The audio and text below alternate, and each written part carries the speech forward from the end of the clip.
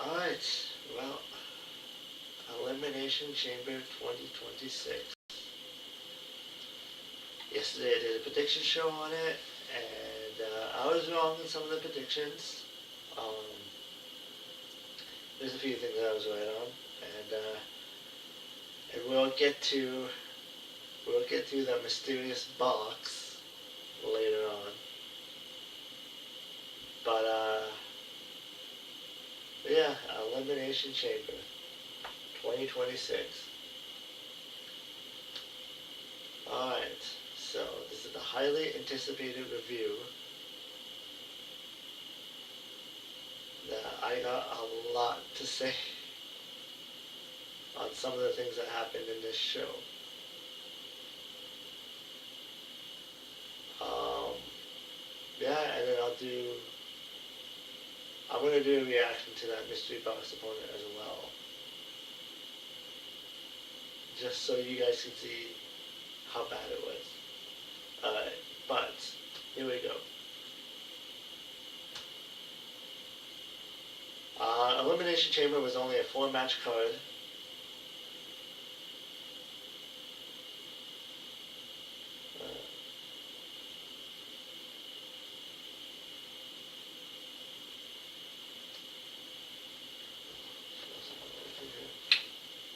Okay. Just to make sure here, I'm going to check to see something here. Yep, I'm live, and I am alive. Okay, cool.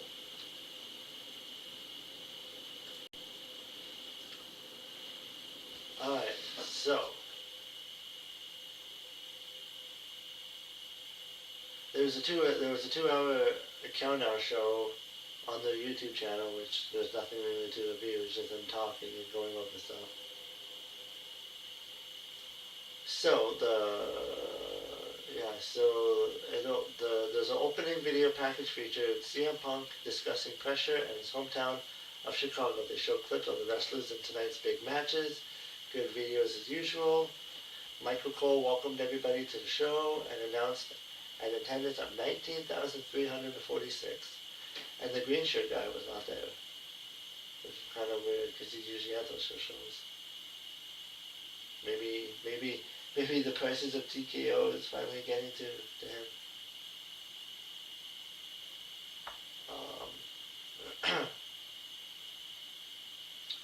So it opened up with the Women's Elimination Chamber match, which I kind of figured they was going to. So, my prediction was right here, but I'll go over this match. Alexa Bliss was first for the Women's Elimination Chamber match. And Alexa Bliss, she was a main event before she got pregnant. And then now it's just like, I would like to see her have one more run. But she's probably busy doing other stuff too. But yeah, so she'll be in one of the pods. Bliss is in her 4th chamber match. I won the first Elimination Chamber match in 2018. That was a good time. That was a good time to be alive. They showed WWE Women's Champion Jade Cargill watching from the skybox. Asuka was next. Another former women's champion who won the 2023 Elimination Chamber match. Nick Khan, the president of WWE, was sitting in the first row. Raquel was next, a woman who hasn't won the women's title or chamber match. Rhea Ripley was the 4th woman to enter the pod and get the biggest reaction by far. Close.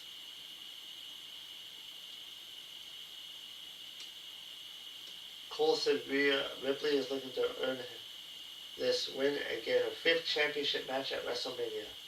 Ripley lost the women's tag team titles on Friday with Io Sky. And then Kiana James was next. So, yeah. So Tiffany Stratton and Kiana James started with some basic. They were the first two that started the match.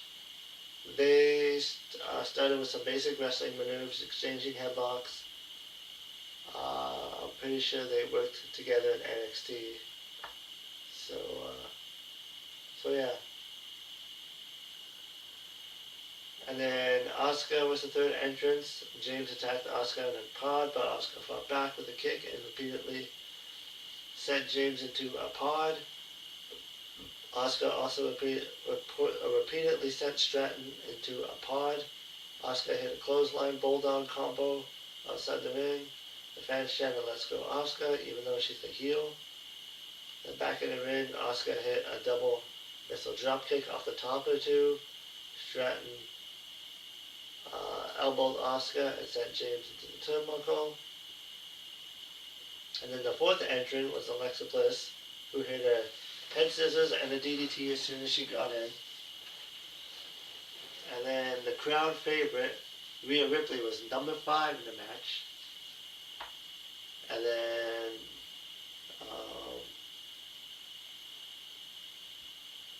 yeah, and then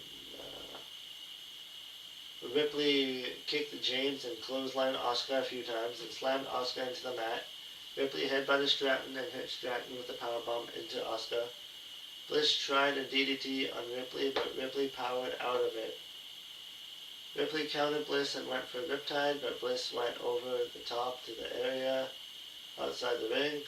Bliss climbed the cage to get away from Ripley, and James tackled Ripley into the cage. Stratton kicked Asuka. The 4 women were on the padded area outside the ring, and Bliss jumped off the pod and hit 3 of the women with a Twisted Bliss. Hey, my name. But James avoided it. James sent Bliss into the cage and back into the ring. James super kicked Bliss, but Bliss caught her. Asuka split the green disc into Bliss's face, and James did a roll-up of death onto Bliss to eliminate her. So Alexa Bliss was the first elimination. Then the 6th and final woman was Raquel Rodriguez. So I'll just kind of go over the eliminations here. So Raquel gave James a running power slam through a pod door. Raquel gave Asuka a Tina Jana bomb and pinned James and Asuka at the same time, so Asuka and Kairi Sane got eliminated. And then then it was down to like the final 3. It was Raquel, Tiffany, and Ripley.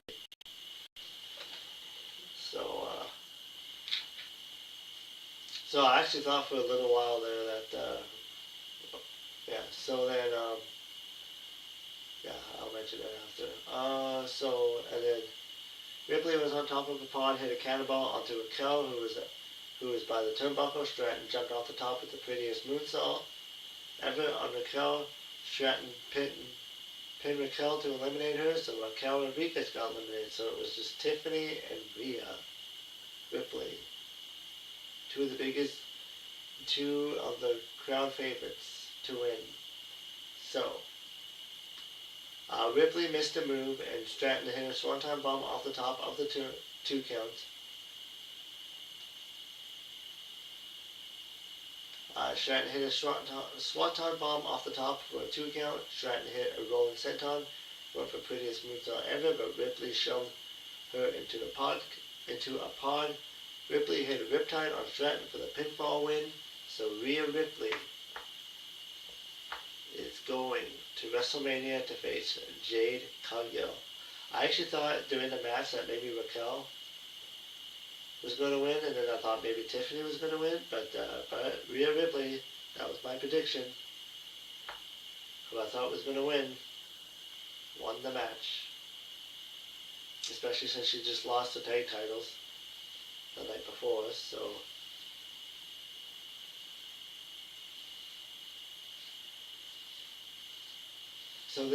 this match was a really great Elimination Chamber. It wasn't I wouldn't say it's the best women's Elimination Chamber matches, but it was a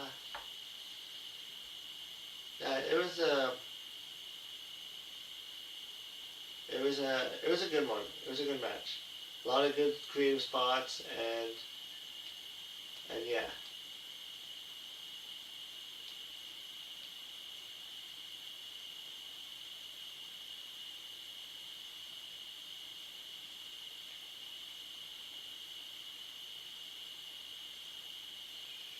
And then Rhea Ripley pointed to the WrestleMania sign in the arena. Jade Cargill held up the WWE Women's title in the skybox and told Ripley to bring it. So I think Jade's losing that title.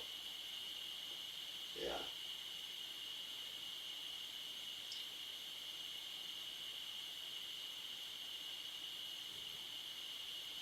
Uh,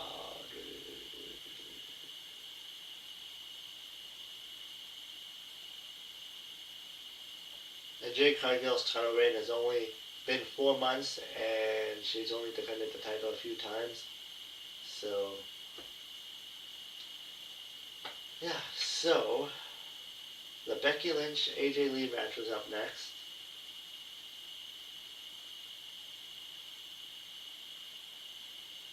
And it's kind of weird on Netflix how there's like a commercial break on Netflix. Like they do that "We'll Be Right Back" movie. So which meant there was probably there was ads running on the pay per view. Since when is there has never been ads on a pay per view. But I don't know. I guess that's the new thing that they're doing. So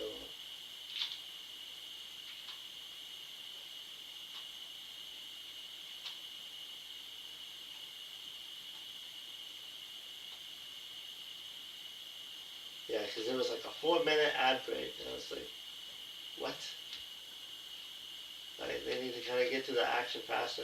Maybe add more matches to PLE shows if they're just going to kill time like that. But yeah. So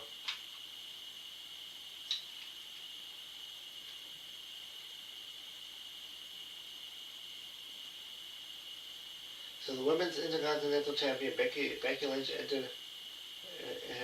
enters first for her first title defense. And I think this is like the seventh time the women's IC title has been defended on the PLE, and the women's US title has been defended 0. Yeah, they don't really do anything. They don't really do much with that title.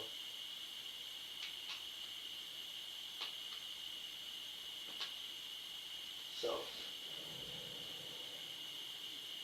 so Becky Lynch versus AJ. So it's weird to think how they are from different generations, yet they are both 39 this year. Yeah, yeah, kind of does seem that way.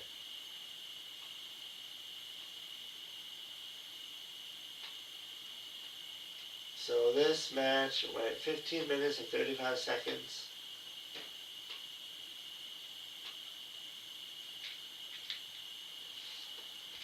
There's a few spots where, yeah, it kind of looked sloppy, but all in all, it was a decent match. During the match, there was a referee spot. Uh,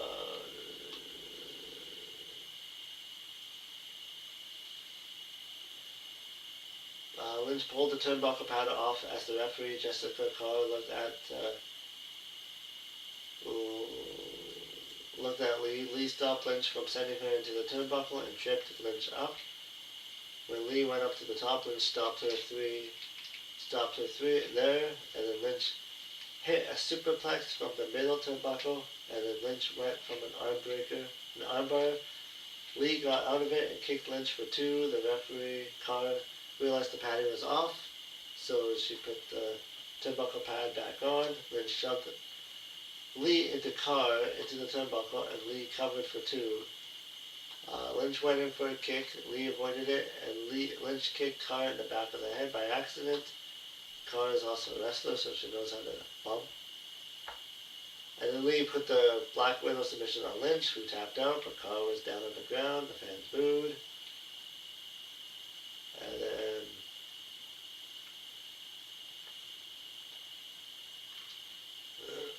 Lynch knocked Lee down as Lee checked on the referee. Lynch sent Lee out of the ring and tossed her into the barricade. Lee brought a steel chair into the ring. Lee fought back, sending Lynch into the barricade twice. Lee sent Lynch into the barricade again. Back in the ring, Lee hit a DDT, but Lynch avoided it. Lynch hit Lee with a DDT on the chair, or at least it was close to the chair. Carr was back up, and Lynch hit a manhandle slam. Carr counted 1-2, and Lee kicked out. The fans cheered as Lynch was stunned. Carr got in the way of Lynch sending Lee into the exposed steel, and Lee rolled up Lynch for 2. Lee counted it. Lynch charged. Lee avoided it, and Lynch hit the steel turnbuckle. Lee applied the Black Widow submission, and Lynch tapped out. So, I predicted that this match was going to end in a no DQ, and that they were going to have another rematch at WrestleMania, but that was not the case. AJ Lee is the new champion. So, I just felt like they probably gave it to her because it's in Chicago. But yeah, I'm sure Becky Lynch is probably going to blame the referee and all that.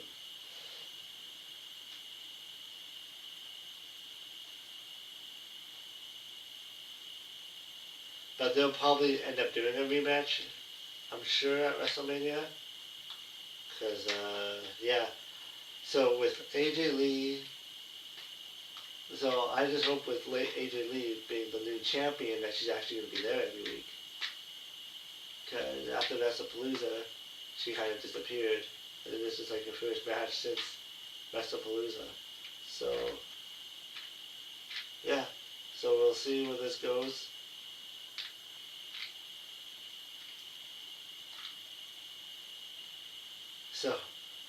So Adam Pearce and Nick Aldis were hanging out backstage by the mysterious crate with R-Truth. They had a line about Truth knowing what's in the box. Truth had some Papa John's pizza, so it was a pizza advertisement. And then they had another 4 minutes of moving graphics on Netflix.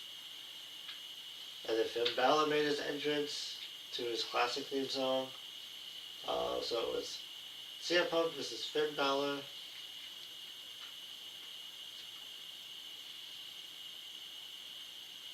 So this match went 20 minutes and 22 seconds, and it was a good match. I don't think CM Punk would take the title. I mean, I don't think anybody in their right mind would think Finn Balor was going to win. Because now, because they already had the main event set, CM Punk versus Roman Reigns at WrestleMania. That's their plan. That's what they're doing. So yeah.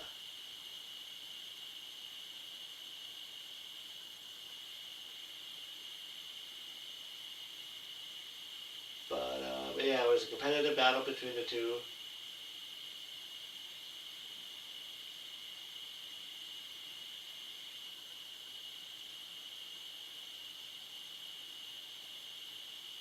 But yeah, this match probably could have been better if the main event was already set, and they could have done more spots where it looked like Finn might actually win. But yeah.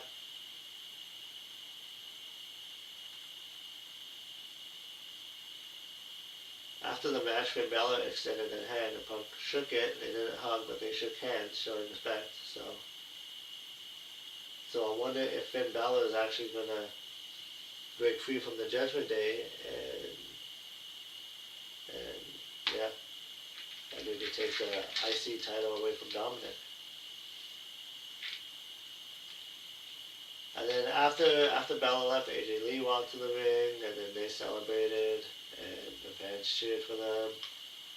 They showed celebrities all around the ring. So now, it was time for the mysterious crate reveal. Alright, and I talked about this right at the 20-minute mark, so that'll be easy to find, because, yeah, well,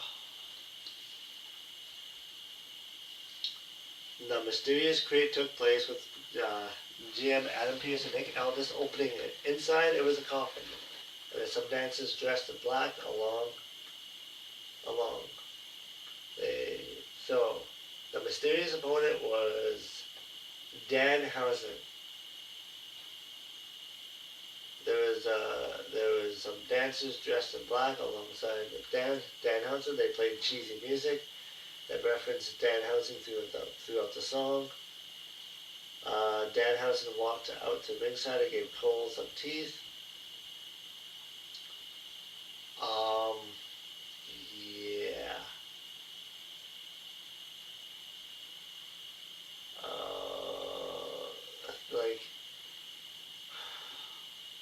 Like, I don't see where he's going to fit into WWE.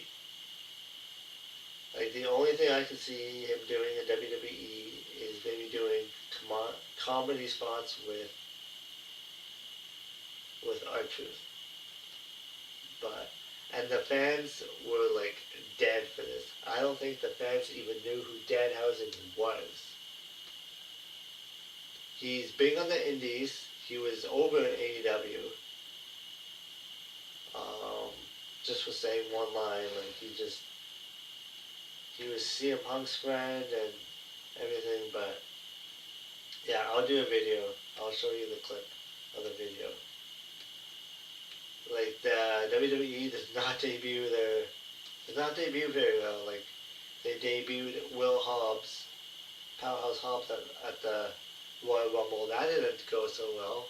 And then they did this with Danhausen. It's like, people don't know who he is.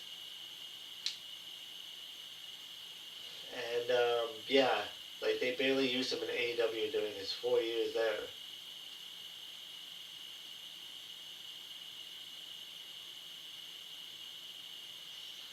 This segment was not great, or it was not memorable. They should have at least had, like, Danhausen do something else, like with R-Truth or something. And I think another reason why I think this did not work was because people were expecting Jericho. Like, people were expecting a big name like Jericho to come in. And then there was rumors of Paige. Like, right off the hop when they mentioned that, people instantly thought Jericho was coming. And then when it wasn't Jericho, it was Danhausen. And,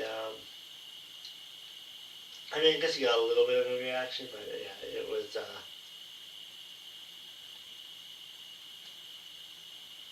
but yeah, all they did was his dancers came out of the box, he ran into the ring, the lights went out, and then that was it. Like, it was just, they should have had Danhausen interact with R-Truth or someone and did a promo and let him speak and show off his comedy side. Instead, it just felt like a bad gimmick that the fans booed because he did nothing. And then the lights went off, and then that was it. And, yeah,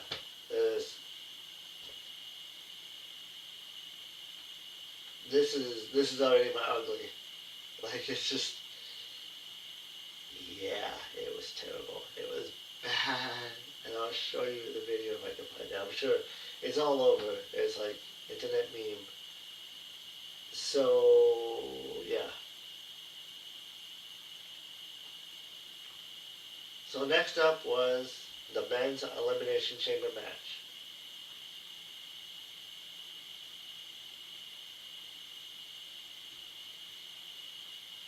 So it started off with Cody Rhodes and Javon Evans locking up to start the match. And then Trick Williams was the third man. Logan Paul was the fourth man, and then LA Knight was the fifth. And then the sixth and final entrance was Randy Orton. So my prediction was that Trick Williams should win.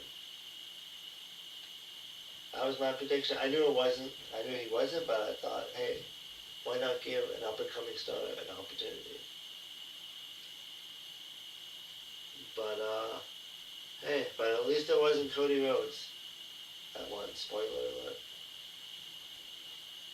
But, Javon Evans got eliminated.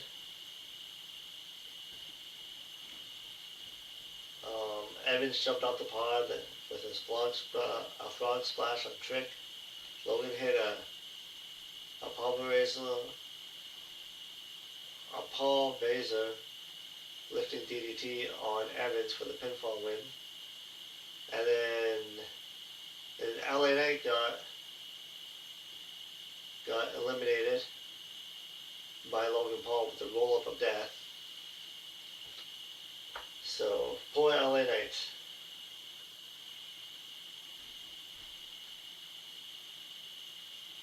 So yeah, I don't know what they're doing with LA Knight. They just keep burying him. I don't know, they just don't seem to know what to do with him. And he just keeps getting eliminated. And keep getting buried. So then there was 4 guys left as Logan kicked Orton into the cage. Trick hit a back fist on Logan and a side kick to knock him down. Trick went for the knee, but Logan avoided it. Cody grabbed Trick and hit the crossroads. Logan sent Cody into the ring post and pinned Trick, even though Cody had done all the moves. And Logan celebrated having 3 eliminations. So for a while there, I actually thought Logan Paul was going to win. Wouldn't that be something? That would just piss off the crowd. I remember when WWE used to do that go home heat. They used to send the fans home mad. And then there was a masked man at ringside. Security stopped him, and Raw GM Adam Pearce was there. Pearce unmasked the guy and wondered who the heck it was. It wasn't a known wrestler on the roster. So it was just it was just like on Friday when they had that indie wrestler. As Trick was helped out of the ring, another hooded figure entered the ring with Paul. The masked guy kicked Paul in the ribs and hit the stomp on him. Cody covered Logan and got the pinfall. The masked man revealed himself to be Seth Rollins. The fans popped big for the reveal. So, I thought this kind of felt flat because, well, A, they did that whole decoy thing on Friday, which was kind of dumb. They did that other thing before, which is kind of dumb. And plus with Braun Breaker injured and Bronson Reed injured, like this,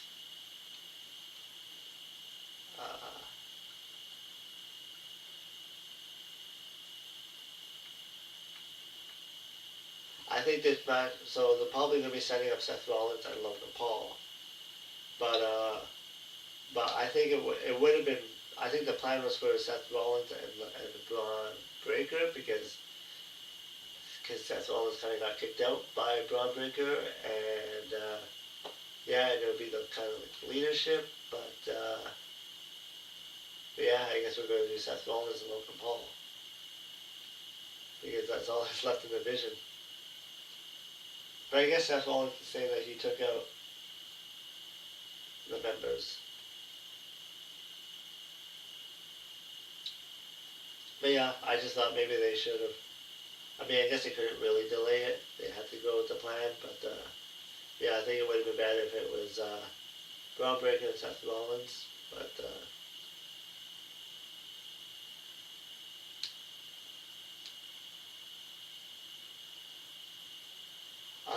unless if by some chance Braun Breaker is cleared by WrestleMania, I mean that could be another twist.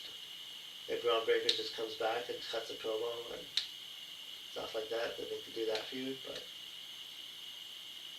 But yeah.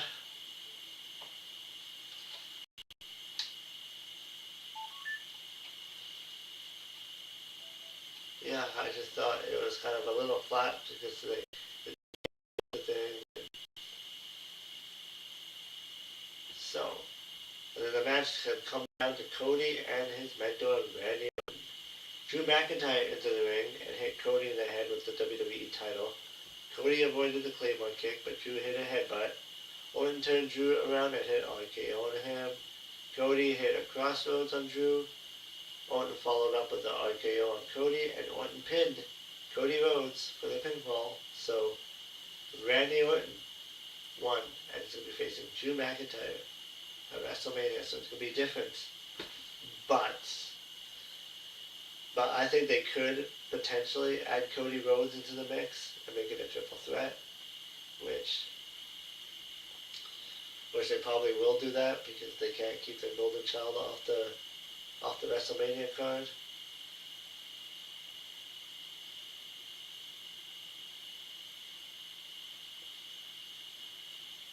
Unless if Cody feuds with Jacob, but yeah.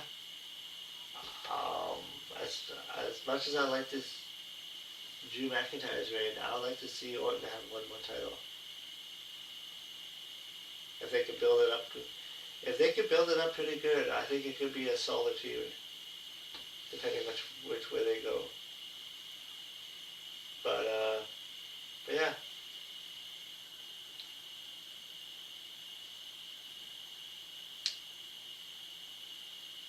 I thought Evans could have done more in the match. Logan Paul was booked as a major heel.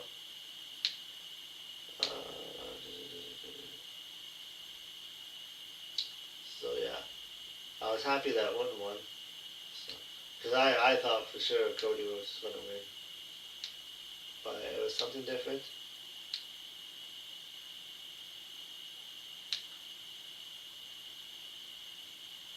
But, oh yeah, I forgot to mention this too. So after, on the Elimination Chamber post-show, SmackDown GM Nick Aldis informed Drew McIntyre that he had to defend the WWE title against Cody Rhodes on SmackDown this Friday due to Drew's actions.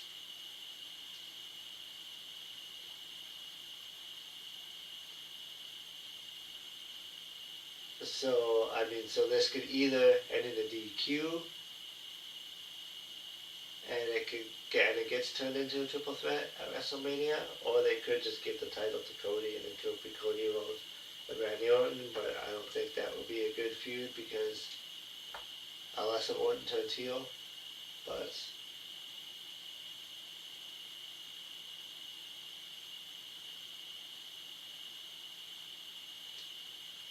yeah. Um, so the good. So I'm going to say the good for the women's match. The women's elimination chamber was good. The ugly, as I already said, was the Danhausen reveal. The bad was Netflix and the 4-minute ads.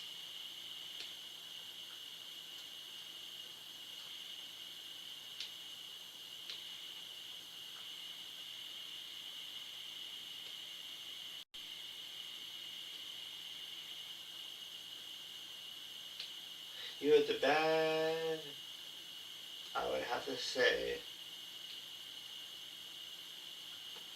I don't know, sometimes it might not just, I think there is the good and the ugly. Sometimes, I was just thinking, I don't know, because sometimes, I guess the bad would be the CM Punk and Finn Balor, because we knew the outcome. It was a good match, but it's just because of the outcome. But plus we kind of seen that match before, so. But yeah, other than that, it was a decent Elimination Chamber show. It's the last pay-per-view before WrestleMania, so I'm excited to see now what Roman Reigns, now that Roman Reigns can start his feud again with CM Punk, and yeah, and we'll see if Rhea Ripley can pull a good match out of Jade Cargill. That would be something. But yeah, so that's my Elimination Chamber feud win review. So yeah. So, and I'll see you in the next video where I'll be doing the reaction. I'll find a video of Danhausen's review or his debut, and then I'll do it. And then I still got a top 5 to do of the week. I'll try to find that quickly. But yeah, I'll see you in the next video. Bye.